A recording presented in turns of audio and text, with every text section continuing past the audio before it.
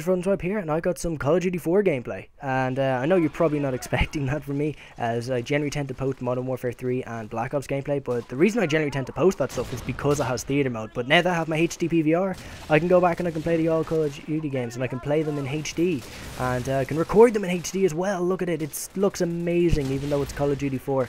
And that was the one major gripe that I hated about playing pretty much any game, that didn't have theater mode, is that I'd have to go and play it in standard definition. But enough about that.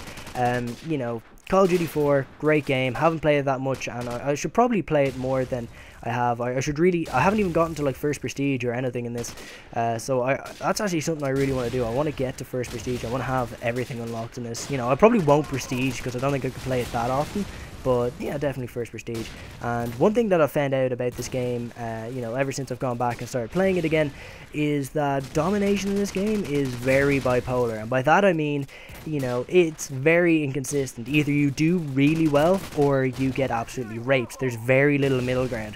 And the reason being is that the spawns in this game are just stubborn as fuck. Like, I don't even remember World of War spawns being this stubborn. Like, they just do not flip at all. And what that means is that it's very easy to spawn trap or to be spawn trapped. And generally speaking, in pretty much every game, you know it yourself, there's a good team and there's a derp team. And if you're lucky enough to be on the good team, then you're probably going to spawn trap the derp team, and you're going to be able to rack up a lot of kills, pretty much like I do here. And it's going to be pretty easy, and it's going to look very impressive, and you're going to be all proud of yourself, and it's going to be amazing. However, if you're unfortunate enough to be on the derp team, like I have been for pretty much all the games up until this game, you're going to get spawn trapped, you're going to get spawn raped, and you're going to have a bad time. And so, yeah, that's one thing I've definitely noticed about this game ever since I started playing it again. But that's probably enough about the gameplay, I think. I should probably tell you why I haven't been as active, this week as I usually am. And the reason being is that I was actually doing work experience. And I do realize fourth year is over. Like, why are you spending your summer doing work experience? But I was actually meant to do work experience in a solicitor's office during fourth year, which is what I've been doing, by the way. But I was meant to do that week of work experience during fourth year. It's just that, every other week I'd have either something really important on, so I couldn't do it, or the solicitor would be really busy or something like that, and we just never really got around to it. You see, my dad is actually a client of this solicitor, and he was doing work for him, and I don't know, at some stage they arranged for me to do a week of work experience with him during the summer, and that just happened to be, well, this week. So yeah, that's where I've been all week, and yeah, it's definitely been an eye-opening experience. But I should probably explain what a solicitor is for those of you who don't know, because I know the legal system in America is a lot different to the legal system here in Ireland. Because in America, a lawyer is pretty much anything to do with the law. I mean, yeah, you do have some lawyers who'd specialise in certain things. Some lawyers that specialise in civil cases. Some might specialise in criminal cases. Some might not do a lot of court work, but they do a lot more paperwork. But pretty much anyone who works with the law, does anything with the law, is considered a lawyer. Whereas in Ireland, the system is slightly different. I think it's the same in Britain, maybe Australia or something like that as well. I'm not entirely sure, but basically you got two different kinds of lawyers. You have a solicitor and a barrister. Now, a barrister, pretty much, he's the guy who stands up in court and he does, all the speaking in court. And he's the guy who yells out, "Objection, Your Honour," which was pretty much what I was hoping to do. But yeah, that's him. And then a solicitor, they do a lot more of the paperwork, and they do a lot more civil law, which would be stuff like wills, and if you get a new house, you're looking after the deeds and things like that, or legal agreements that go with buying a house. What else is there? Also divorces, civil actions against each other. They focus more on that, and it has a lot more to do with paperwork, whereas a barrister is pretty much all courtroom. And I mean, solicitors do a little bit of courtroom stuff as well. They'd like maybe work on a case with a barrister. They'd put all the evidence together, and they'd structure it and how they're going to say it and all that. But at the end of the day, the barrister is the guy who stands up and says all the shit in court. So yeah, you've got a solicitor and a barrister.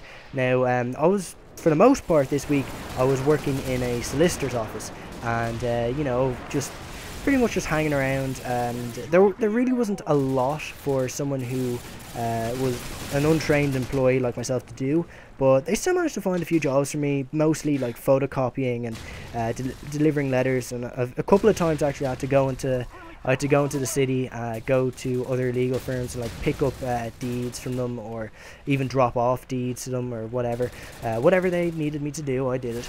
And yeah, that's pretty much what I was doing with them. But for the last couple days, I met up with the solicitor's barrister friend, and he brought me down to the courts, and he let me sit in on a few court cases. Well, he didn't let me sit in. I mean, like, for those of you who don't know, you can. I'm pretty sure anyway in America this is the same, but in Ireland anyway, this is all I can say for certain. You can pretty much just walk into a court case and sit in pretty much any court you want, any case you want. Just as long as it's not an in-camera case, which means that only people who are directly related to the case can sit in on it. You know, that's people like the solicitors, the barristers involved, the defendants, the prosecution, the witnesses, you know, judge, jury, that sort of thing. You know, all the people who are really important to the case can be there. But, you know, randomers can't just walk in and just go, what's all this then?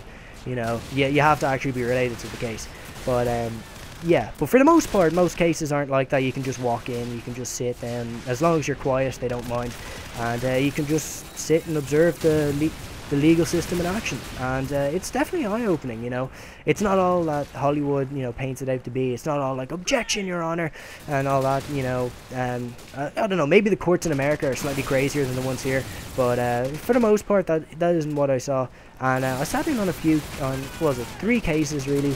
The first one was quite boring. Pretty much what happened was that back in the 70s, a guy was convicted of abduction and murder of this girl, and then, you know, he was sentenced to prison, and he was convicted, and you know, he went to prison, and then some evidence came to light that you know, proved his innocence, and there was an appeal, and the conviction was overturned. And now what they're doing is they were suing the state effectively for damages that had been done because he had served time for something he didn't do. And yeah, and it was all very technical, to be honest. You know, it was all like Section 2s and Section 9s, and if the Criminal Court of Appeal was under first instance, which is unconstitutional, and all this. To be honest, it all kind of went over my head. I mean, the first part I could understand. They were trying to appeal one of the judges that was looking over the case, because he was involved in the original case where the guy was convicted of the murder, and he kind of fucked up a little bit, so they felt that he might be biased, and, you know, he might give him more money because he felt he might feel guilty for fucking up. But that was what basically the I'm not sure if you could call them the prosecution, but they were basically working for the state, and they were against the guy claiming the damages. And, you know, obviously they didn't want him to get money. Their job was to make sure he got as little money as possible. You know, that's what they were being paid for. So, you know, that's what they were going for. But yeah, it was all very technical. If you'd actually studied law and you knew what was going on, then apparently it was a very unique case. But to be honest, I was just there hoping someone would just yell out, "Objection, Your Honor." That's pretty much all I was there for. But yeah, and yeah, there was another case that wasn't very interesting as well, but there was one case that actually was quite interesting, and it was the Adam Clayton case. And for those of you who don't know, Adam Clayton is the guy, he's the bassist from U2, and his assistant basically took like thousands of euro out of his account, and I sat in just on the tail end of it. You know, that case had been going on all week, and I basically, when I was there, I sat in for when basically the judge was summing up all the points that the prosecution had made and all the points that the defense had made, and was explaining it to the jury, like at the very end. Then the jury went off to deliberate on a verdict. But, you know, I mean, seriously, if you did not know that was the judge and that he was trying to be as completely unbiased as possible, you would genuinely think that he was the prosecution, because the defense literally had nothing going for them. You know, it really it was ridiculous. But yeah, I enjoyed my week. And here at the end of this game, I was just thinking to myself, God, I did well. And then I see your man up top, and he gets like 60 kills. I was like, what the fuck? Like, fair play to him, but I mean, man, you stole my spotlight. But yeah, I enjoyed it. And if I had to go down the legal route, I'd say I'd probably end up being a barrister, just because solicitor, it's all very boring. It's a lot of office work and things like that. And while a solicitor is more financially secure than a barrister would be, at least with a barrister you get to have more crack in court. But I mean, I'm still not entirely sure if I'd go down the legal route after I leave school. I really don't know. But yeah, what do you guys aspire to be? What do you want to do after you leave school? What career path do you want to go on? Or are you just as clueless as I am? So yeah, this has been FrOzenSwipe. I hope you've enjoyed, and